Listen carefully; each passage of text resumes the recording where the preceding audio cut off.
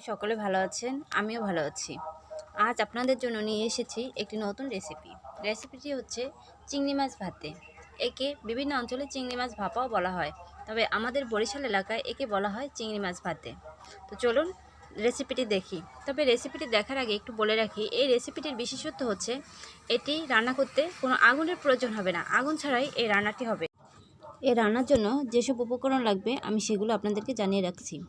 এই রান্নার জন্য প্রথমেই লাগবে আপনার চিংড়ি মাছ, প্রায় 500 গ্রামের মতো চিংড়ি মাছ লাগবে। এরপর লাগবে হলুদ গুঁড়া অথবা হলুদ বাটা। এরপর সরিষা বাটা লাগবে, নারকেল কোড়ানো লাগবে, নারকেল কোড়ানো, নারকেল বাটা, নারকেল কুড়িয়ে তারপর আপনারা বেটে রাখবেন। নারকেল কোড়া আপনারা ইচ্ছে মতন দিতে পারবেন, যত নারকেল কোড়া এবং নারকেল বাটা দেবেন তত সুস্বাদু হবে রান্নাটা।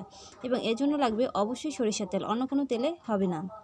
আর সাথে লাগবে একটা নারকেল কুড়িয়ে নিয়েছি। নারকেল কোড়াটাকে এখন আমি ব্লেন্ডার করে নেব। ব্লেন্ডারে একেবারে খুব মিহিভাবে করে নেব।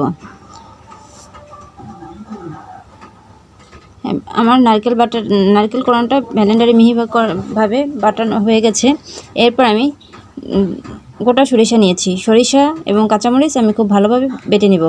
তবে আপনাদের একটা নতুন টিপস বলে রাখছি, আপনারা সরিষার সাথে কাঁচামরিচ এবং লবণ যোগ করে বেটে রাখবেন, তাহলে সরিষা তিতা লাগবে না। এখন এই সব প্রণালীগুলোকে আমি একটি পাত্রে নেব। প্রথমে চিংড়ি মাছ নেব। চিংড়ি মাছের সাথে যেসব প্রণালীগুলো আছে, যেসব উপকরণগুলো আছে, সেই উপকরণগুলি আমি মিশিয়ে নেব। মিশিয়ে আমি হাতে ভালোভাবে মেখে নেব। মেখে নিয়ে কিছুক্ষণ আমি তা রেখে দেব।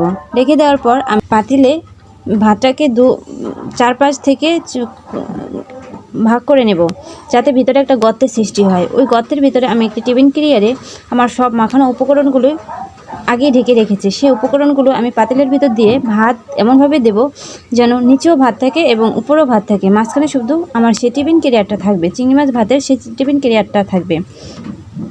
এখন আমি এভাবে ঢাকনা দিয়ে কিছুক্ষণ রেখে দেব, মিনিমাম 1 ঘন্টা রেখে দেব। 1 ঘন্টা রাখার পরে আমি এটা খুলব।